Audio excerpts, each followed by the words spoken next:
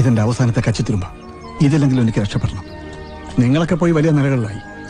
എനിക്കുണ്ടടാ ഒരുപാട് സ്വപ്നങ്ങൾ, കാറും വീടും പത്രാസും ഒക്കെ. വല്ലതും നടക്കുവോ?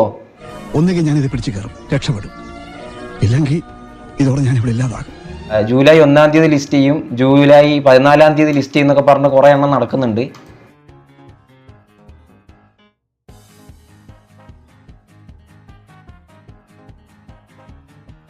ഒരു പൂവെടുത്ത് ചെവിയിൽ വെച്ചിട്ട് റോഡിൽ കൂടി ഒന്ന് ഓടിയാലോ എന്നാലോചിച്ചിരിക്കുകയാണ് ഞാൻ. എന്തൊക്കെ ബഹളങ്ങളായിരുന്നു. 3000 ഇവിടെ, 5000 അവിടെ, 25,000 രൂപന്റെ പാപ്പനം. ഞാൻ ഇപ്പൊ എല്ലാരും കാണുന്ന ഒരു സാധനമാണ് ഈ എല്ലാരും കൂടെ മറ്റേ ഫോണിൽ കൂടെ ഒരു കുത്തി പൊട്ടിച്ച് കാശ് ഇപ്പൊ വരും നാളെ വരും ഗോഡികൾ ഉണ്ടാക്കും എന്നൊക്കെ പറഞ്ഞിട്ട് സാധനം.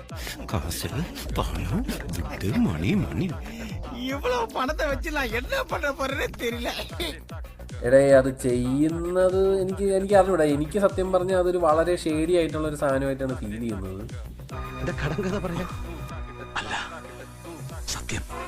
ഒന്ന് അവന്മാരെ ഒരു ക്രെഡിബിലിറ്റി ഒന്നും ആർക്കും അറിഞ്ഞൂടാ. വെറുതെ ഇങ്ങനെ കുത്തിക്കഴിഞ്ഞാൽ കാശ് വരുമെന്നൊക്കെ ഓരോരുത്തന്മാര് പറയുന്നു, നമ്മളത് ചെയ്യുന്നു.